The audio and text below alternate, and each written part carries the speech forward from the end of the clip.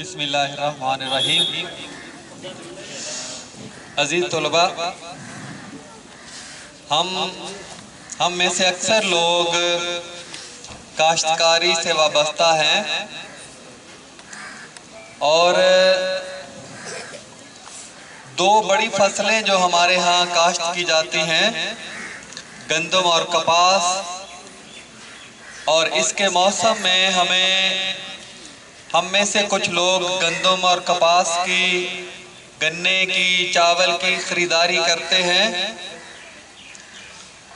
اور کچھ لوگ اس کو بیچتے ہیں، اکثریت بیچتی ہے۔ تو اسی ناپ تول سے متعلق گزشتہ زمانے کا ایک واقعہ ہے کہ ایک تاجر تھا، وہ بڑی محنت کرتا، اپنی تجارت کے اندر وہ اپنی جان کو کھپاتا، وقت کھپاتا، محنت کرتا، لوگوں سے رابطے کرتا، چیزیں خریدتا، بیچنے کی کوشش کرتا، لیکن اس کی کمائی میں، اس کی تجارت میں برکت نہیں تھی۔ اسے بہت کم منافع ہوتا جس سے وہ بمشکل اپنے خاندان کا گزارا کر پاتا۔ اسے کسی نے بتایا کہ فلاں جگہ پہ ایک بزرگ ہے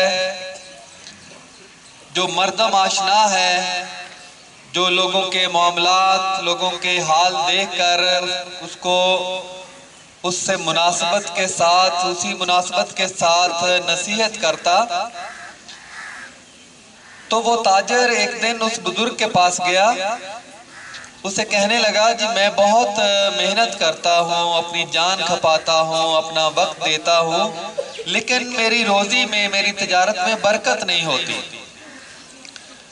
تو اس بزرگ نے آنکھیں اوپر اٹھا کر اسے دیکھا اور صرف ایک جملہ کہا کہ صحیح تولا کرو۔ وہ تاجر دل ہی دل میں پریشان ہوا کہ اصل بات تو یہ ہے کہ میں بہت سی جگہوں پہ کم تولتا ہوں، ڈنڈی مارتا ہوں، تو اس بزرگ نے صحیح تشخیص کر کے، جان کر جو ہے وہ میرے مسئلے کا حل بتایا ہے۔ تو اسی وقت شرمندگی کا اظہار بھی کیا اور تہیہ کیا کہ میں آئندہ کبھی بھی کم نہیں تولوں گا، ناپ تول میں ڈنڈی نہیں ماروں گا۔ چنانچہ اس بزرگ کی نصیحت کو پلے باندھ کر وہ آیا اور اس نے تجارت کی اور کبھی بھی کم نہیں تولا، بلکہ وہ دوسرے دکانداروں میں، عام لوگوں میں وہ مشہور ہو گیا کہ یہ شخص صحیح تولتا ہے، بلکہ وہ لوگوں سے کہتا کہ تم خود تولو مال آ کے، تم اپنا مال خود تولو، میں ساتھ کھڑا رہتا ہوں۔ حتیٰ کہ جو لوگ تھوڑا سا زیادہ بھی تول لیتے تو وہ اسے بھی کچھ نہ کہتا، وہ پریشان نہ ہوتا۔ تو ایک دن ایسا آیا کہ اس کی اسی بات نے اس کو لوگوں میں مشہور کر دیا، دوسرے تاجروں میں مشہور کر دیا۔ تو دور دور سے 20 دکانیں چھوڑ کر لوگ اس کے پاس آنے لگے اور سودا سلف لے کر جانے لگے۔ بڑے بڑے تاجر آتے، اس کی تجارت میں برکت ہوئی، بڑے بڑے دور دراز سے تاجر آتے اور مال لے کر وہاں سے جاتے۔ اسے اتنی برکت ہوئی کہ اس نے اپنے ناپ تول کے پیمانے اور باٹ وہ بھی سونے کے بنا لیے۔ جب سونے کے بنائے تو وہ ناپ تول کے پیمانے اور باٹ لے کر پھر اسی بزرگ کے پاس گیا، کہنے لگا، جی میں نے آپ کی نصیحت پر عمل کیا ہے، اسے پلے سے باندھے رکھا ہے، اور اب اللہ نے میری تجارت میں اتنی برکت کی ہے کہ میں یہ ناپ تول کے پیمانے سارے، یہ باٹ، یہ میں نے سونے کے بنا لیے ہیں۔ اس بزرگ نے پھر آنکھیں اوپر اٹھا کر اسے دیکھا اور کہا، ایک جملہ کہا کہ جاؤ ان سب سونے کی چیزوں کو ندی میں پھینکاؤ۔ تو وہ پریشان ہوا، لیکن اسے پتا تھا، تاجر کو پتا تھا کہ اسی بزرگ کی نصیحت کے وسیلے سے، اسی بزرگ کی وصیت کے وسیلے میں اسے برکت ہوئی ہے، اللہ تعالیٰ نے اس کے مال میں برکت پیدا کی ہے۔ چنانچہ وہ ندی کی طرف چل دیا اور دل پہ پتھر رکھ کر ان باٹوں کو، ان اوزار کو، اس ناپ تول کے پیمانوں کو ندی میں پھینک دیا۔ کچھ دن گزرے کہ ایک قافلہ وہاں سے آ رہا تھا جو اسی تاجر کے پاس مال لینے آ رہا تھا۔ اس نے وہاں تھوڑا سا پڑاؤ کیا، اونٹوں کو پانی پلایا، اور خود لوگ جو قافلے کے ساتھ تھے وہ انہوں نے کپڑے وغیرہ دھوئے، نہائے، تو ان کا کسی کا پاؤں ان باٹوں کے ساتھ ٹکرا گیا ندی میں۔